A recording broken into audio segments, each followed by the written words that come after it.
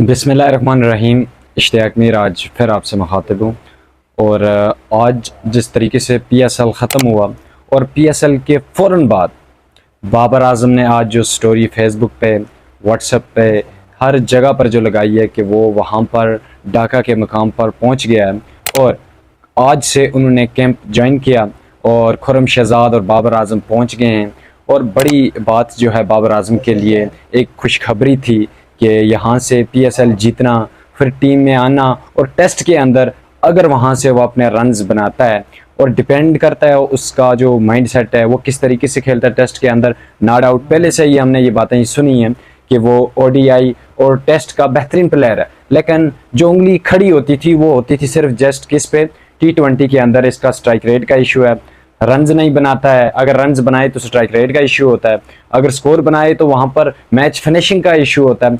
बहुत सारी ऐसी चीज़ें हैं जिन पर हम आज डिस्कस करने वाले हैं, लेकिन उससे पहले जो बात मैं करने जा रहा हूँ वो ये है कि पाकिस्तान का जो टेस्ट स्क्वाड का शेड्यूल है, बाज़ दफ़ा बहुत सारे लोग ये कहते हैं कि भाई साहब आप तो सब कुछ बता देते हैं लेकिन शेड्यूल का आपने हमें आज बताया नहीं है। लेकिन इस वीडियो में मैं बताने जा रहा हूँ शेड्यूल ये है कि पहला मैच जो होगा टेस्ट का वो होगा 8 मई से स्टार्ट होगा, यानी कि आज 5 है तो बस जस्ट 2-3 दिन के बाद ये मैच शुरू होने वाला है। और दूसरा जो टेस्ट मैच होगा वो होगा 16 मई से, यानी कि 2 टेस्ट मैच होंगे बांग्लादेश के साथ और उसके बाद फिर T20 शुरू है, फिर ODI, यानी कि 3 न्यू फॉर्मेट बांग्लादेश के साथ मैचेस हैं। लेकिन इसमें जो सबसे ज़्यादा बात यह है कि जो बाज़ दफ़ा लोगों का ये कहना है कि रिजवान किस बना पर, किस बुनियाद पर टेस्ट के अंदर सेलेक्ट हुए हैं, बड़ा सवाल है और होना भी चाहिए।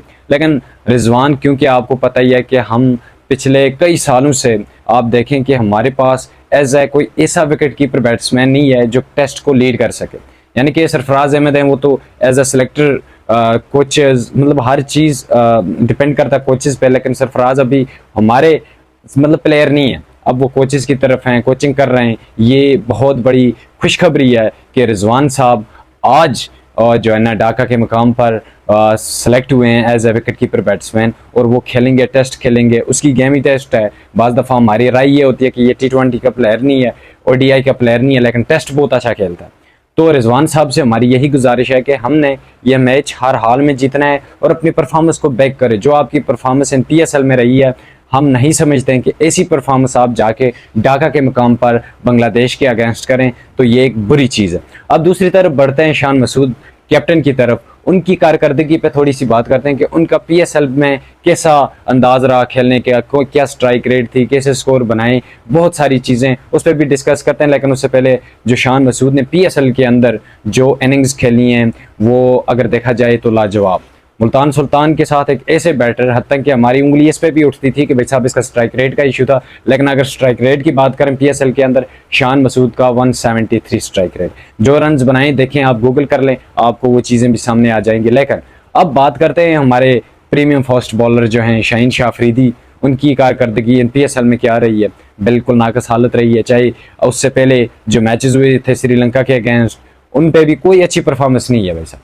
एज ए कैप्टन है वो ODI का, लेकिन कोई अच्छी परफॉर्मेंस नहीं रही है। बांग्लादेश के अगेंस्ट आप देखें उसकी कितनी गंदी परफॉर्मेंस रही। जो टीम पाकिस्तान के कोच ने वहां पर सेलेक्ट की थी बिल्कुल नाकस टीम थी और वो मैच हम हारे थे, सीरीज हारे थे।